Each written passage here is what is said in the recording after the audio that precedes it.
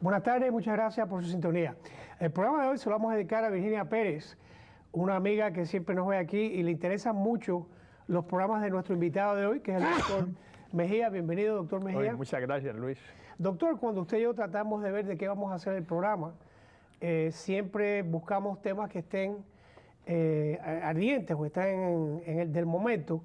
Y esta semana falleció este actor que se había ganado un Oscar, un tremendo actor de apellido Hoffman, y se ha notado que muchos actores y muchas actrices se suicidan, y esto no sabemos si es suicidio, pero lo que sí es verdad es que en estos momentos existe una droga que es una combinación de heroína y heroína fabricada, ¿no? Esta sintética, que dice que tiene el poder de más de 50 veces lo que es heroína. Este pobre muchacho que estaba adicto, decía que iba y regresaba a los centros de adicción, tenía esa mezcla, y en el noreste de este país creo que ya ha habido más de 30 muertes en lo que va de año, y tengo entendido que aquí en el sur de la Florida, aunque no tiene tanta publicidad, ya han muerto 7. Así que el tema de hoy es, quizás, y usted me lo va a explicar mejor, es, ¿queremos matarnos nosotros mismos? Porque tenemos la responsabilidad. Este muchacho yo no creo que se quiso suicidar, pero cuando uno se mete eso en su cuerpo, ¿no está suicidándose? Obviamente, Luis, que está poniendo la vida en peligro. Primero que todo, las drogas siempre han existido, siempre van a existir. La humanidad siempre las ha usado para fines médicos y para escapar de la realidad, desafortunadamente, que es lo que hacen todos los adictos. Una persona que tiene problemas con alcohol o con drogas utiliza las drogas para no tener que estar en contacto consigo mismo, para no tener que verse, para no tener que tomar responsabilidad consigo mismo. De manera que estas personas básicamente están muertas, no están muertas en vida. Cuando uno no está en contacto consigo mismo, cuando uno está viviendo en el pasado o en el futuro, obviamente se está perdiendo la realidad, y la realidad solamente existe en el momento presente. Uno de los grandes problemas, o el mayor problema, diría yo, que tiene toda persona que tiene problemas con alcohol o con drogas, es que no sabe vivir en el momento presente, Luis. No está en contacto con la inmediatez, con lo que está pasando en este momento. Entonces estas personas, obviamente, y no solamente de alcohol o drogas, sino a cualquier tipo de comportamientos, que hay cantidades de adicciones. Uno puede ser adicto a todo prácticamente. Entonces uno está perdiendo esa inmediatez, está perdiendo ese momento presente, no está en el aquí, no está en el ahora. Doctor, usted tenía la clínica, el centro de adicciones, y quisiera decir que con mucho, pero muy buenos resultados. Y usted nos hablaba a nosotros en otros programas que es un team con esta persona que es adicta. Entonces, que en paz descanse este actor Hoffman, pero la esposa no lo había visto desde el sábado. Él tenía binges, le dicen en inglés, o momentos que se desaparecía. Sin embargo, viviendo el momento de ser actor, era tremendo actor, aunque no muy conocido con el público hispano.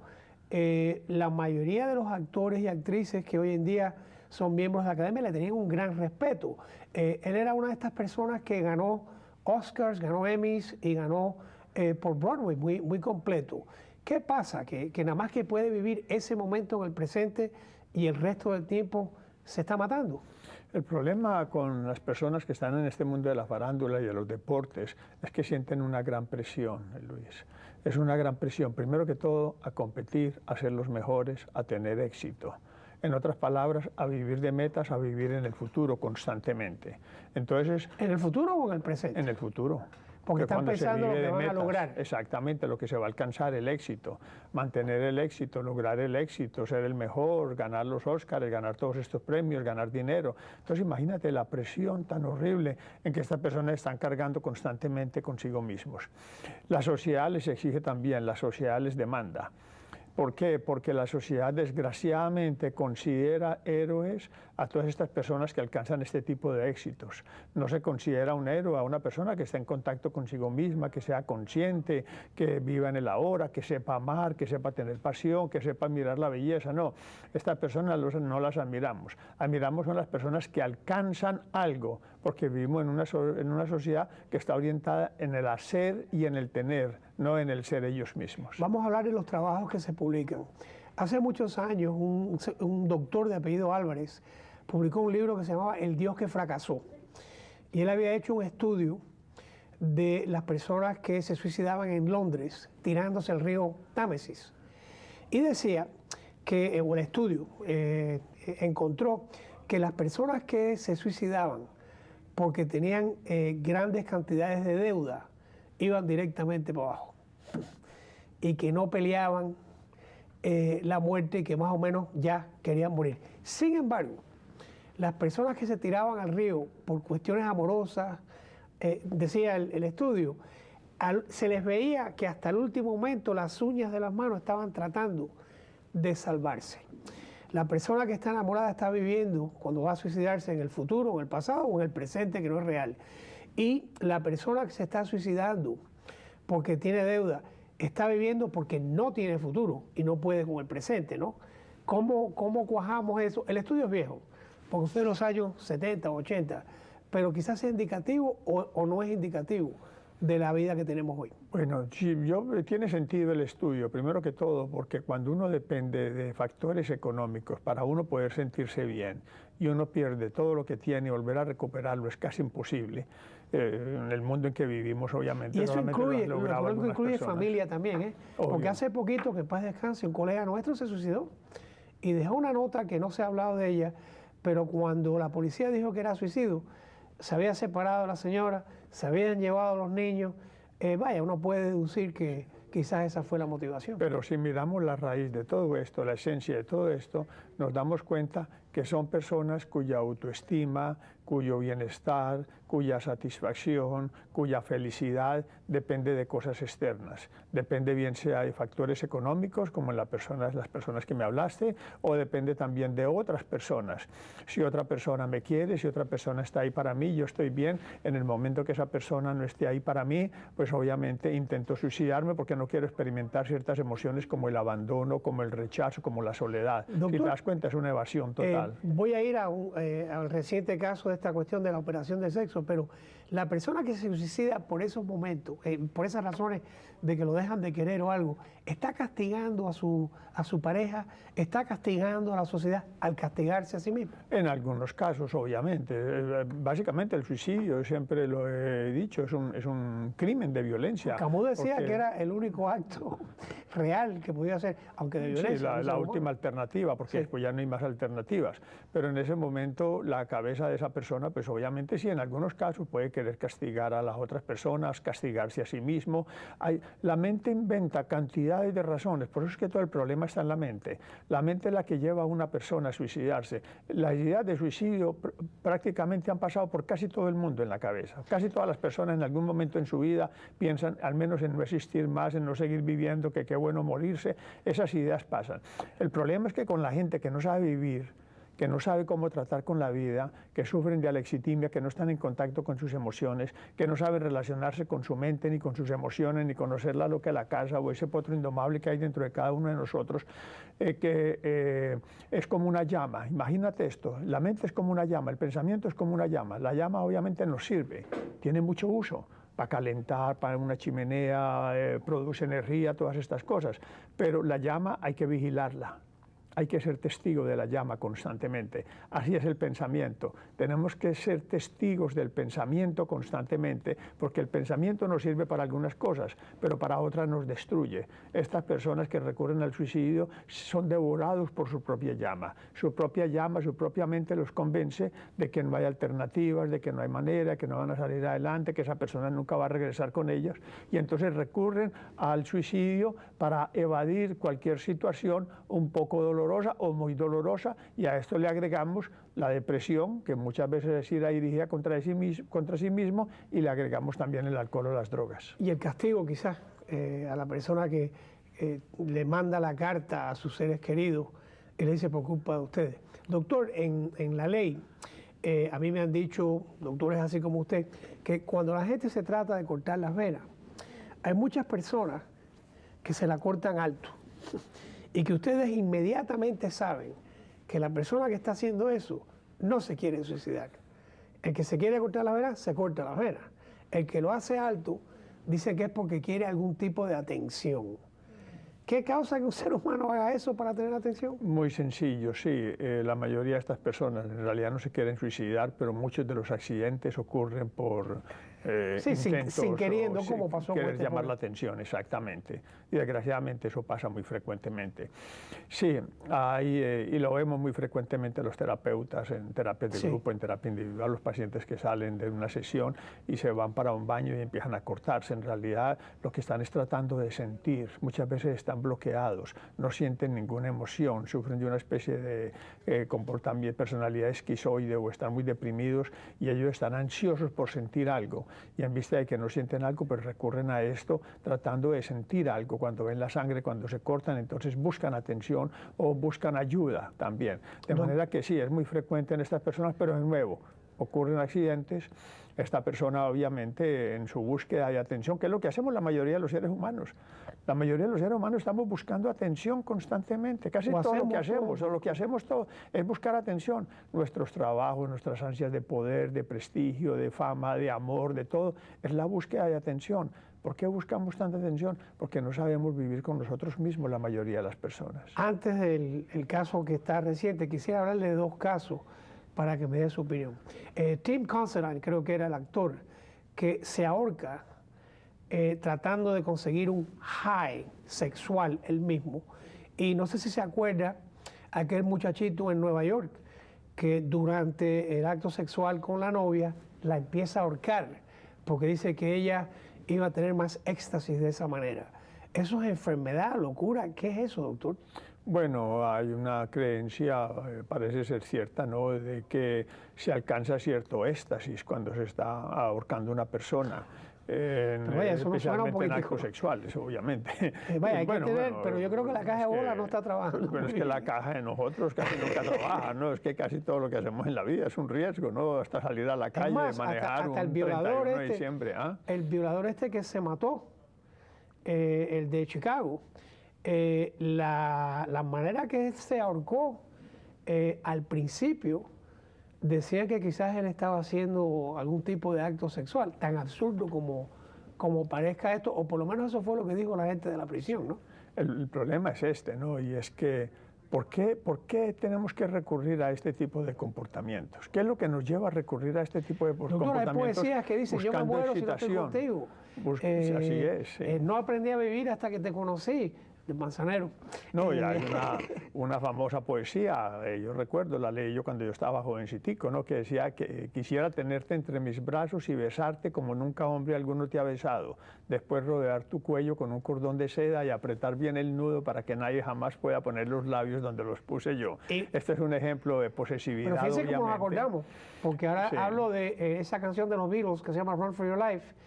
John Lennon dice, prefiero verte muerta antes de que estés en las manos de otro Exactamente. tipo. Y eso nos gustaba. Pues. Obviamente, porque es la posesividad, porque no sabemos amar, porque estas son las cosas que no aprendemos, Luis. No las aprendemos ni en nuestra familia, ni en la sociedad, nadie nos lo enseña, ni en nuestros profesores. Aprendemos de que el amor es posesividad y los seres y las personas no son objetos que se poseen, son préstamos. La vida nos da estos préstamos para nosotros crecer, para madurar, para conocernos a nosotros mismos, porque nos conocemos a nosotros mismos en las relaciones con las demás personas. Pero estamos confundidos. El amor, de nuevo, no tenemos ni idea de lo que es el amor. El amor, primero que todo, solamente existe en el momento presente. No tenemos ni idea de lo que es la pasión. Si verdaderamente supiéramos lo que es la pasión y estuviéramos en contacto... de amar, doctor, si uno está con su señora por 40 años y un día se despierta y dice, yo no tengo que estar con ella hoy, ¿eso quiere decir que la deja de amar? No, no la dejo amar. Quiere decir que usted está amando otras cosas en ese momento. Quiere decir que usted está amando una experiencia. Es quiere normal. Decir que usted, Eso no obviamente que es normal. Quiere decir que usted está en el parque, usted está viviendo la naturaleza, los pájaros, los árboles, quiere estar en el parque y no quiere estar con su mujer en ese momento, sino en el parque. No quiere decir que la ame. No hay tiempo para todo, como dice la Biblia. De manera que no sabemos amar, no sabemos sentir pasión. La pasión se siente con los sentidos. Obviamente perdemos el contacto con los sentidos y por eso recurrimos a drogas y a otras actividades buscando pasión, porque no sabemos tocar, no sabemos oler, no sabemos saborear, no sabemos observar, no sabemos escuchar una respiración. No sabemos descansar, no sabemos disfrutar sabemos, obviamente. Todo lo que tenemos. Doctor, vamos ahora a lo corriente. Está este muchacho que en el año 76 se tiene una relación con un hombre donde le proporcionan hormonas, se casa y entonces tiene un hijo y llega a la casa la mujer un día, lo encuentra el vestido de mujer, dice él que le tira agua caliente y entonces coge un hacha y la va a matar. Cuando no la puede matar de esa manera, coge un cordón como de guitarra, de cuerda y la ahorca, se monta en el carro, la lleva a un shopping center, deja el carro ahí, el taxista que lo recogió se acuerda, llega a la casa, reporta que la mujer está muerta, perdón, reporta que no está la mujer, se va, porque esto es en Boston, a Nueva York, lo cogen borracho y dice, ¿cómo te sentirías tú si tú acababas de matar a tu mujer? Y de pronto, del año 92 hasta el presente, tiene una lucha sistemática en el Buró de Prisiones para que le den tratamiento por un desorden que dice que es transgender disorder, que creo que la mejor manera que lo puedo explicar es que es un hombre viviendo en el cuerpo de una mujer o una mujer viviendo en el cuerpo de un hombre, encuentra un médico, logra que le den tratamiento, después logra que le den hormonas, después logra que le quiten la barba y entonces de pronto pone un pleito, por cierto, ha puesto 8 pleitos y los gana todos, decide que el hospital, perdón, que el estado de Massachusetts tiene que pagarle su operación de cambio de sexo. Con esto que está en el plato, la gente de la prisión dice, no, esto no se puede hacer porque entonces ¿cómo lo calificamos? Y buscan otras excusas, otras respuestas y por primera vez en la historia de este país una corte falla 2-1 y el que falló en contra dijo que era un tratamiento que no era necesario y era imprudente, pero deciden que hay que operar a esta persona. 2 datos más. La familia de la víctima, la familia de la muerte dice que es injusto que uno le paguen por matar gente. Y la segunda es, no hay médico en Massachusetts que quiera hacer la operación. ¿Dónde estamos, doctor? Esto es un caso bastante complejo por lo que me está diciendo. Sí. Primero que todo, ¿dónde está la responsabilidad y la conciencia de la persona? No la hay, obviamente. Ni siquiera hasta cierto punto en las leyes, porque estamos enfocados en cosas externas, tratando de cambiar cosas externas. Bueno, es interesante. Un médico, y estos son ustedes, le ha dado un diagnóstico que eso es una enfermedad y le ha dicho, por cierto, volviendo a suicidio, la razón por la cual el médico, además de dar la diagnóstico, dice que hay que darle la operación, es porque el hombre amenaza que si no le hacen esa operación, se va a suicidar. Eso es malingering, eso es un cuento que está haciendo el tipo. No lo sabemos, puede ser. Hay que esperar a que se mate. A lo mejor no, exactamente. Entonces, primero que todo estamos enfocados en cosas externas. ¿Dónde está la responsabilidad de la persona que asesina a alguien, que mata a alguien? Eso es lo que hay que mirar verdaderamente, no lo demás. Lo demás son deseos, obviamente, también de su propia mente, que soy mujer, que soy hombre, que esto, que se me dan esto, que se me dan aquello, tal y tal cosa. Quiere atención. Obviamente, sí. Segundo, la persona, obviamente, los familiares de las víctimas, ¿no? Hay que trabajar muchas veces en el perdón, en el resentimiento, y hay que dejar ir las cosas, porque si uno sigue ahí, sigue perdiendo el tiempo. Bueno, ¿tú sabes qué pasa? La herida. En Colombia tenían un dicho, ¿no? ¿Para qué seguirle dando palo al nido cuando el conejo se ha ido, ¿no?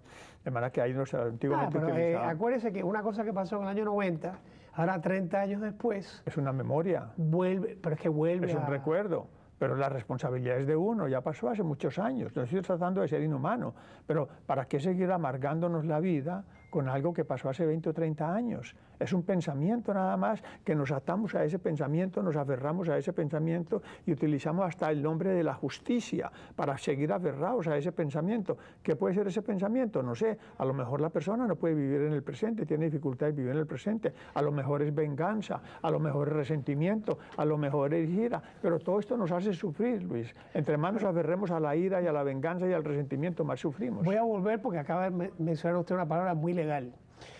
Usted sabe por qué se castiga, hay muchas teorías, pero parte de las razones por las cuales se castiga es por venganza o de la sociedad o de las víctimas contra la persona que cometió el delito. Y hoy hay leyes que dicen que la víctima tiene que estar presente o por lo menos se le tiene que dar notificación antes de que haya una condena. ¿Es justo? ¿No es justo? Pero eso es lo que hay. Vamos a diferenciar entre el castigo y las consecuencias. Una cosa es el castigo. Los castigos por lo regular no funcionan. Los castigos a los niños no funcionan.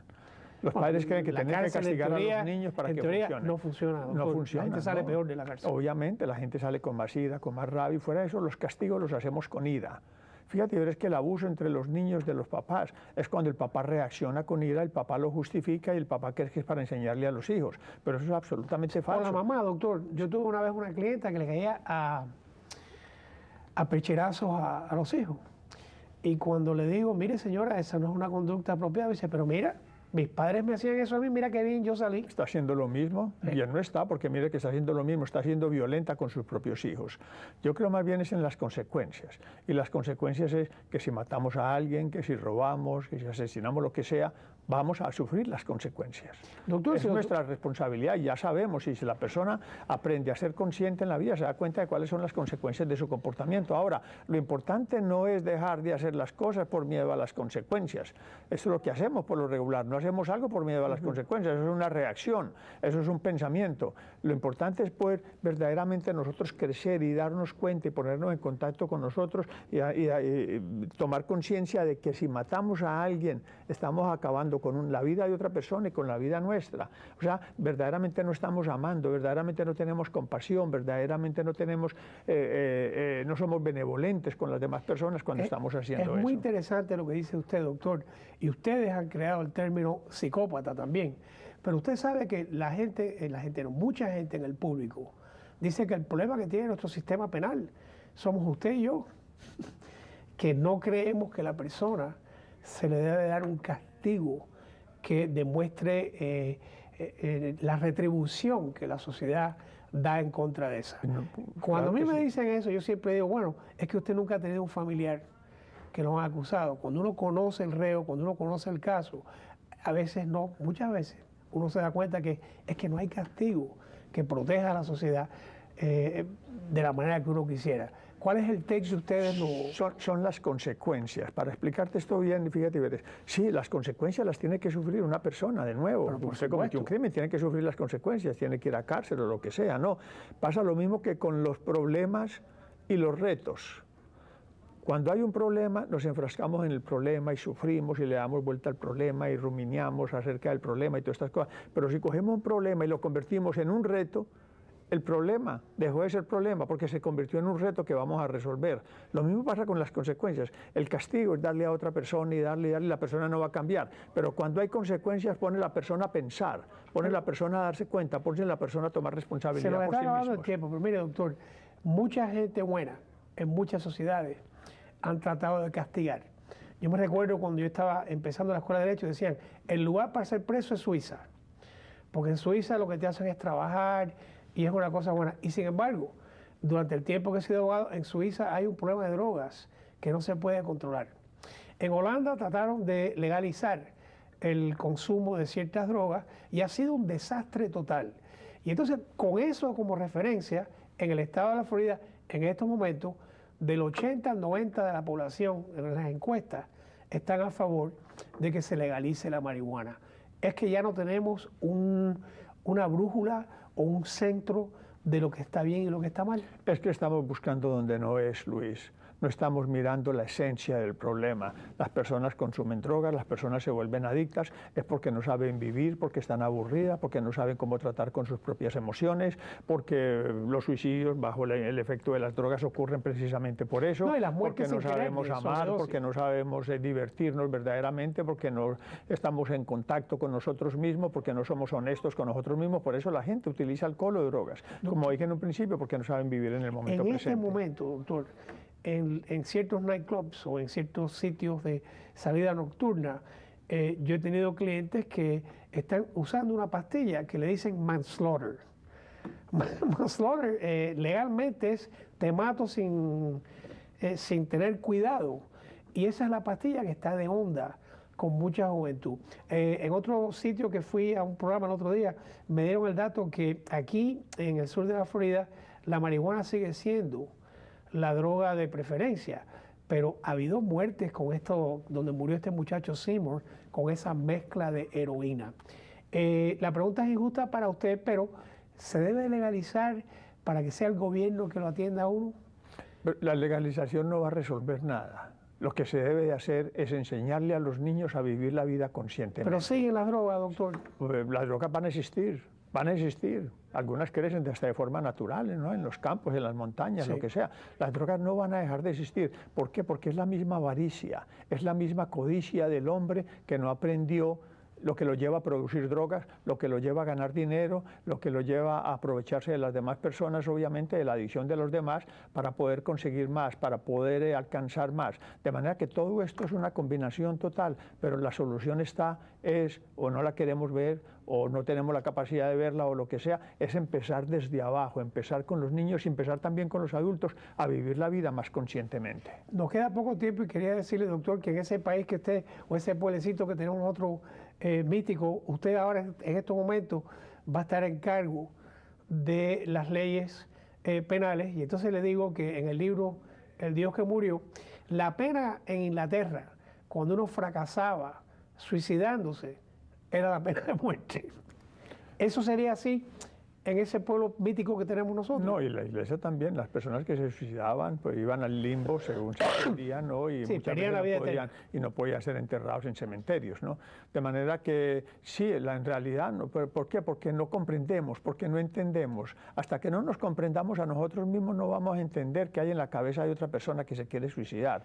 Esta persona que cualquier problemita lo ve como una crisis, lo dramatiza, se convierte en el final de su vida. Los adolescentes, que hay cantidades de situaciones por las que pasa un adolescente que los papás no comprenden, en las relaciones íntimas, en el ser independientes, en los problemas que tienen en socializarse, en comunicarse, en todas estas cosas. Los adolescentes pasan por cantidades de problemas que los papás no entienden porque los papás quieren que sean como adultos o que sean como niños, pero tampoco se los permiten. Y estos adolescentes sufren muchísimo. ¿Por qué? Porque nunca aprendieron tampoco a vivir la vida conscientemente. Doctor, nos queda un minuto y le voy a hacer una pregunta dura al final.